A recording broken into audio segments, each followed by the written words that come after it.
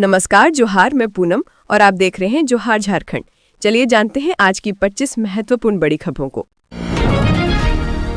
देवघर जिले में अपराधियों ने दिन दहाड़े बैंक लूट की घटना को अंजाम दिया है। घटना मधुपुर इलाके की है, जहां HDFC बैंक के एक ब्रांच में घुसकर लूट की गई है। अपराधियों ने बंदूक की नोक पर बैंक के कर्मचारियों को बंधक बना लिया, फिर बैंक में लूटपाट शुरू की। वारदात को अंजाम देने के बाद अपराधी फरार हो गए। रामगढ़ जिले में बस और ट्रक की जोरदार टक्कर हो गई। टक्कर इतनी जबरदस्त थी कि बस और ट्रक बुरी तरह से क्षतिग्रस्त हो गई। जोरदार टक्कर के कारण बस में बैठे करीब 12 से अधिक यात्री घायल हो गए। इसके साथ ही टक्कर की वजह से ट्रक चालक बुरी तरह फंस गया, जिसे 2 घंटे की कड़ी मशक्कत के बाद बाहर निकाला गया और फिर उसे सदर अस्पताल भेजा गया। राजधानी में अपराधी लगातार दुस्साहस दिखा रहे हैं। ताजा मामला रांची के खलारी इलाके का है। यहां रात के समय गश्त कर रहे जवानों पर मास्क लगाए अपराधियों ने फायरिंग कर दी। इस गोलीबारी में खलारी थाना के एक हवलदार घायल हो गए हैं। हजारीबाग में बड़ा हादसा, डैम में डूबने से 2 भाइयों की मौत। हजारीबाग जिले के बरही में दिल दहलाने वाली घटना घटी है, जहां 2 चचेरे भाई की मौत चेक डैम में डूबने से हो गई। घटना के बाद पूरे गांव में मातम सा माहौल है। बताया जाता है कि रविवार को गांव के बच्चे खेलते खेलते चेक डैम तक पहुंच गए, जिसमें 2 भाई डैम में डूब गए और उनकी मौत हो गई। रांची के सदर अस्पताल में स्वास्थ्य सुविधाओं को और बेहतर बनाने की दिशा में एक नई पहल की गई है। आज दिनांक 22 सितंबर 2025 को दोपहर 3 बजे से दूसरी पाली में भी ऑपरेशन थिएटर की शुरुआत की गई। अस्पताल में लगातार बढ़ती मरीजों की संख्या और ऑपरेशन के लिए लंबी प्रतीक्षा अवधि को ध्यान में रखते हुए ये निर्णय लिया गया है। रांची के पूर्व डीसी छवि रंजन की जमानत याचिका पर सुप्रीम कोर्ट में सोमवार को सुनवाई हुई। सुनवाई के दौरान ईडी की ओर से जवाब दाखिल करने के लिए समय देने का आग्रह किया गया, जिसे शीर्ष अदालत ने स्वीकार कर लिया। न्यायाधीश जस्टिस सूर्यकांत और जस्टिस जॉयमाला बागची की कोर्ट में छवि रंजन की याचिका पर सुनवाई के लिए अगली तारीख 10 अक्टूबर की निर्धारित की है। पश्चिमी सिंहभूम के उपायुक्त के नाम पर फर्जी व्हाट्सएप अकाउंट, नोटिस जारी। पश्चिमी सिंहभूम के उपायुक्त चंदन कुमार के नाम से फर्जी व्हाट्सएप अकाउंट नंबर बनाया गया है, जिसे लेकर जिला प्रशासन की ओर से नोटिस जारी किया गया है कि इस अकाउंट से सावधान रहें। ST दर्जा की मांग कर रहे कुर्मी समाज के आंदोलन के खिलाफ आदिवासी संगठन गोलबंद हो रहे हैं। सोमवार को आदिवासी बचाओ संघर्ष समिति के बैनर तले 5 सदस्यीय आदिवासी नेताओं के प्रतिनिधि मंडल ने राज्यपाल संतोष कुमार गंगवार से भेंट की। उन्होंने राजभवन में राज्यपाल से मुलाकात कर एक ज्ञापन सौंपा और बताया कि कुर्मी समाज की मांग क्यों बेबुनियाद है। साथ ही आंदोलन की वजह से हुई आर्थिक क्षति की वसूली का भी सुझाव दिया। पश्चिम बंगाल के झालदा में आरएसओ पार्टी के अध्यक्ष सुदेश महतो को पुलिस ने कोटसिला जाने से रोक दिया। वो अपने दल के प्रतिनिधि मंडल के साथ वहां उन लोगों से मिलने जा रहे थे जो कुर्मी समाज के ST दर्जे की मांग को लेकर हाल ही में हुए हिंसक विरोध प्रदर्शनों में घायल हुए थे। लातेहार जिले के बरियातू थाना क्षेत्र अंतर्गत बजरमरी गांव में करंट की चपेट में आने से 2 चचेरे भाइयों की मौत हो गई। इस घटना के बाद पूरे गांव में कोहराम मच गया है। सूचना मिलने के बाद मौके पर पहुंचे थाना प्रभारी रंजन कुमार पासवान ने मृतकों के शव को पोस्टमार्टम के लिए भेज दिया है। आगामी फेस्टिव सीजन को देखते हुए रांची रेल मंडल ने यात्रियों की सुविधा के लिए विशेष इंतजाम किए हैं। दुर्गा पूजा, दीपावली और छठ जैसे महापर्वों के दौरान भारी भीड़ का अनुमान है। ऐसे में रेल प्रशासन ने न सिर्फ अतिरिक्त ट्रेनें चलाने का फैसला किया, बल्कि भीड़ प्रबंधन, सुरक्षा और संचालन व्यवस्था को लेकर भी ठोस कदम उठाए हैं। बिहार विधानसभा चुनाव को लेकर सभी पार्टियों ने अपनी कमर कस ली है। इसी कड़ी में झारखंड मुक्ति मोर्चा यानी झामुमो ने भी अपनी दावेदारी पेश की है। बिहार से झामुमो के केंद्रीय कार्यकारिणी सदस्य पटवारी हांसदा उर्फ बाबा ने पार्टी अध्यक्ष हेमंत सोरेन को पत्र लिखकर बिहार विधानसभा चुनाव में 14 सीटों पर चुनाव लड़ने का आग्रह किया है। झारखंड सरकार राज्य के उन विद्यार्थियों के लिए जो UPSC की तैयारी कर रहे हैं, राजधानी दिल्ली में छात्रावास की सुविधा उपलब्ध कराएगी। इसकी घोषणा राज्य के कल्याण मंत्री चमरा लिंडा ने की। गोड्डा जिले के महागामा थाना क्षेत्र में दर्दनाक सड़क हादसे में 3 लोगों की मौत हो गई। यहां एक तेज रफ्तार कार अनियंत्रित होकर खाई में गिर गई, जिसकी वजह से कार में सवार सभी लोगों की मौत हो गई। घटना महागामा एकचारी मुख्य मार्ग के ग्राम शीतल के पास हुई।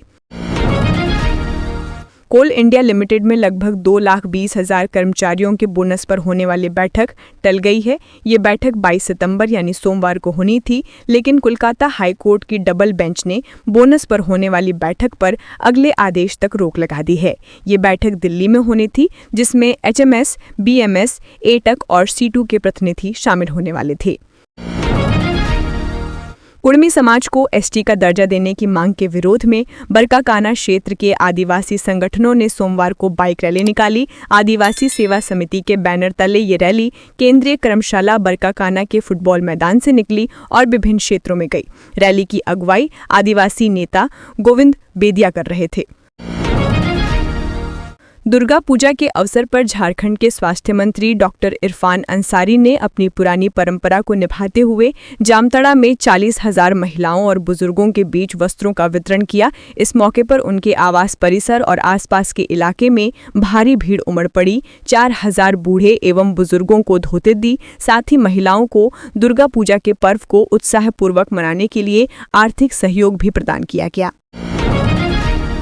राजधानी रांची इन दिनों खेलों की उमंग से साराबोर है। मोरहाबाद स्थित बिरसा मुंडा फुटबॉल स्टेडियम में 22 से 24 सितंबर तक 36वीं जूनियर पूर्वी क्षेत्र athletic track and field championship का आयोजन हो रहा है। 3 दिवसीय इस प्रतियोगिता में पूर्वी भारत के 10 राज्य और केंद्र शासित प्रदेश से लगभग 650 उभरते एथलीट हिस्सा ले रहे हैं। धनबाद में आउटसोर्सिंग कंपनियों पर विधानसभा समिति सख्त, अवैध OB डंपिंग पर रोक का आदेश। लातेहार जिले में बीती रात जंगली हाथियों ने जमकर उत्पात मचाया है। यहां बालूमाथ प्रखंड के दस्तबार स्थित कस्तूरबा गांधी बालिका विद्यालय का मुख्य गेट हाथियों पूरी तरह क्षतिग्रस्त कर दिया है। स्कूल के पास हाथियों के झुंड होने की सूचना पर शिक्षकों और छात्राओं में दहशत का माहौल है। धनबाद के केंदुआढ़ी थाना क्षेत्र के कुसुंडा काली बस्ती स्थित 7 नंबर नाले से सोमवार को एक महिला का शव बरामद किया गया। मृतका की पहचान 60 वर्षीय दुर्गा देवी के रूप में की गई। जानकारी के अनुसार दुर्गा देवी रविवार शाम से ही लापता थी। परिजनों ने उसकी काफी खोजबीन की, लेकिन कहीं पता नहीं चला। सोमवार को स्थानीय लोगों ने नाले में शव पड़ा देख इसकी सूचना पुलिस को दी। नई दिल्ली में केंद्रीय स्वास्थ्य मंत्रालय ने स्वस्थ नारी सशक्त भारत अभियान पर वीडियो कॉन्फ्रेंसिंग के जरिए एक महत्वपूर्ण बैठक आयोजित की। इस बैठक में देश भर से लगभग 2,500 से अधिक प्रतिनिधि जुड़े। नेता प्रतिपक्ष बाबूलाल मरांडी ने एक बार फिर राज्य सरकार और DGP को निशाने पर लिया है। कहा कि CM और राज्य के अवैध DGP के इशारे पर राज्य को लूटने वाले कई अवैध गतिविधियों को अंजाम दे रहे हैं। झारखंड में नक्सलियों और उग्रवादियों के साथ साथ अपराधियों का भी एनकाउंटर हो रहा है। बीते 9 महीने के दौरान राज्य के अलग अलग जिले में हुए मुठभेड़ में पुलिस ने 5 अपराधियों को मार गिराया है। इतना ही नहीं, झारखंड के रहने वाला 2 अपराधियों का दूसरे राज्य के पुलिस ने एनकाउंटर किया है। सीनियर IPS अधिकारी शैलेंद्र कुमार सिन्हा ने सोमवार को पलामू के जोनल IG के पद पर पदभार संभाला। शैलेंद्र कुमार सिन्हा दुमका जोन के IG थे। उनका तबादला पलामू के जोनल IG के पद पर हुआ है। वहीं पलामू के zonal IG senior IPS Sunil Bhaskar का तबादला बोकारो IG के पद पर हुआ है। सिमडेगा जिले में आगामी दुर्गा पूजा को शांति और सौहार्दपूर्ण वातावरण में संपन्न कराने के लिए सुरक्षा तैयारियों को व्यापक रूप से सुदृढ़ किया जा रहा है। इसको लेकर पुलिस केंद्र में मॉक ड्रिल का आयोजन किया गया, जिसमें जवानों ने भीड़ प्रबंधन, यातायात नियंत्रण और आपातकालीन स्थिति से निपटने का अभ्यास किया। मॉक ड्रिल के दौरान पुलिस बलों को सुरक्षा व्यवस्था बनाए रखने के लिए आवश्यक प्रशिक्षण और दिशा निर्देश भी दिए गए। नई दिल्ली हावड़ा वाया पटना रेल खंड पर सोमवार दोपहर करीब 12 बजे उस समय अफरा तफरी मच गई जब बक्सर से टाटा जा रही सुपरफास्ट एक्सप्रेस ट्रेन में अचानक धुआं उठने लगा। ये घटना जामताड़ा और विद्यासागर स्टेशन के बीच काशी टांड हॉल्ट के पास हुई, जहां ट्रेन के इंजन से तीसरी बोगी में धुआं उठता देख यात्रियों में भगदड़ मच गई। इस वर्ष मानसून के बाद भी झारखंड में बारिश का सिलसिला थमने का नाम नहीं ले रहा है। एक बार फिर राज्य में मौसम करवट लेने वाला है, जिससे किसानों और आम लोगों की चिंता बढ़ सकती है। मौसम विभाग ने 24 और 25 सितंबर को राज्य के अलग अलग हिस्सों में भारी बारिश की संभावना जताई है। वहीं कुछ जिलों में येलो अलर्ट जारी किया है। रांची पुलिस ने पिठौरिया थाना क्षेत्र में 2 अलग-अलग कंटेनर वाहनों से कुल 60 मवेशियों को जब्त किया है। इन वाहनों में मवेशियों को बेहद क्रूरतापूर्वक और क्षमता से अधिक संख्या में ले जाया जा रहा था। झारखंड हाईकोर्ट ने रिम्स से निकलने वाले बायोमेडिकल वेस्ट को सामान्य कचरे में मिलाए जाने पर की गई कार्रवाई की जानकारी मांगी है। हाईकोर्ट ने रिम्स के शपथ पत्र देखने के बाद नाराजगी जताई और कहा कि इसमें कुछ भी स्पष्ट नहीं है कि बायोमेडिकल वेस्ट को आम कचरा में मिलाने के लिए जिम्मेवार लोगों के खिलाफ वास्तविक कार्रवाई क्या की गई है। रांची जिले के एसएसपी राकेश रंजन ने सोमवार को जिले के सभी डीएसपी और थानेदारों के साथ एक महत्वपूर्ण क्राइम मीटिंग की। इस बैठक में उन्होंने कई महत्वपूर्ण निर्देश जारी किए और सख्त चेतावनी दी कि जो भी पुलिसकर्मी गलत कार्यों या अवैध गतिविधियों में संलिप्त पाए जाएंगे, उनके खिलाफ कड़ी कार्रवाई की जाएगी। झारखंड में कांग्रेस पार्टी ने अपने अनुसूचित जाति विभाग के चेयरमैन केदार पासवान को शो कॉज नोटिस जारी किया है। केदार पासवान ने अपनी ही पार्टी की मंत्री दीपिका पांडे सिंह को दलित विरोधी बताया था और उन पर कई अन्य आरोप लगाए थे। इसके बाद अब पार्टी ने उनसे स्पष्टीकरण मांगा है। जीएसटी दरों में हुए बदलाव से बाजारों में रौनक लौट आई है। नवरात्रि के पहले दिन से शुरू हुई इस कटौती से आम उपभोक्ता वस्तुओं से लेकर मोटर गाड़ियों के दामों में कमी आने लगी है। बड़े बड़े मॉल ने उपभोक्ता वस्तुओं के दाम में जीएसटी के नए दर के अनुसार तय कर बिक्री शुरू कर दी है। हालांकि छोटे और मंझोले दुकानदार धीरे धीरे इसे लागू करने में लगे हैं। कुर्मी समाज ने एसटी दर्जा को लेकर आंदोलन तेज करने के लिए 3 अक्टूबर को जमशेदपुर में बड़ी रैली करने का निर्णय लिया है। इसमें झारखंड, बंगाल और ओडिशा के कुर्मी समुदाय शामिल होंगे। राजधानी दिल्ली के मेजर ध्यानचंद स्टेडियम में 5 से 22 सितंबर तक आयोजित सरस आजीविका मेले में झारखंड की ग्रामीण महिलाओं ने अपनी मेहनत और हुनर से खास पहचान बनाई। पलाश और आदिवा ब्रांड के 7 स्टॉलों के माध्यम से 25 लाख रुपए से अधिक का कारोबार किया गया। मुख्यमंत्री हेमंत सोरेन और ग्रामीण विकास मंत्री दीपिका पांडे सिंह ने ट्वीट कर महिलाओं के प्रयासों की सराहना की।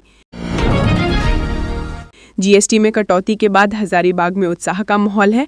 नवरात्रि के पहले दिन ही जीएसटी की नई दरें लागू हो चुकी हैं। हजारीबाग सांसद मनीष जायसवाल ने इस मौके पर कहा कि प्रधानमंत्री नरेंद्र मोदी की सरकार ने आम जनता को बड़ी राहत दी है। स्थानीय लोगों ने भी इस सुधार का स्वागत किया है।